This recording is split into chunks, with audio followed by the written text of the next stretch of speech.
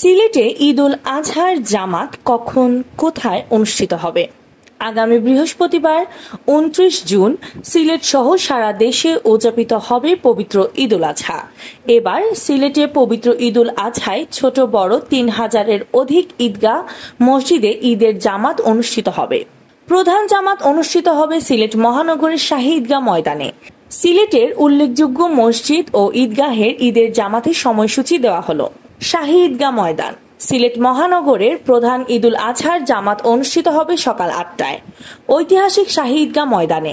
নামাজের আগে বয়ান পেশ করবেন ও ইমামতি করবেন বন্দরবাজার কেন্দ্রীয় জামে মসজিদের ইমাম ও খতিব হাফিজ মৌলানা কামাল উদ্দিন।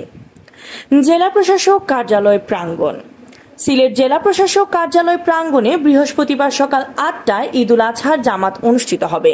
এতে ইমামতি করবেন বন্দরবাজারস্থ কালেক্টর জামে মসজিদের ইমাম ও খতিব। বিষয়টি সিলেট ভিউকে নিশ্চিত করেছেন জেলা প্রশাসক কার্যালয়ের সহকারী কমিশনার আহসানুল ইসলাম। দরগাহে হযরত শাহজালাল রহমতুল্লাহ আলাহির জামে মসজিদ। দরগাহে হযরত শাহজালাল রহমতুল্লাহ আলাহির জামে মসজিদে পবিত্র ঈদ উল আজহার নামাজ অনুষ্ঠিত হবে সকাল ৮টায়। এতে ইমামতি করবেন মুফতি মৌলানা আসজাদ হুসাইন। সিলেট সরকারি আলিয়া মাদ্রাসা মাঠ। আঞ্জুমানে খেদমতে কোরআন সিলেটের উদ্যোগে সিলেট সরকারি আলিয়া মাদ্রাসা মাঠে পবিত্র ঈদ উল আজহার জামাত সকাল ৭:৩০টায় অনুষ্ঠিত হবে। নামাজে ইমামতি করবেন মৌলানা আব্দুস সালাম আল মাদানী।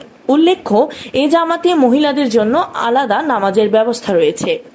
কালেক্টরেট জামে মসজিদ।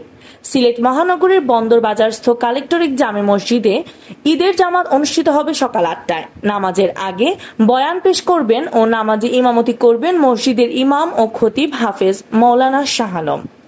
কুদরতুল্লাহ জামে মসজিদ।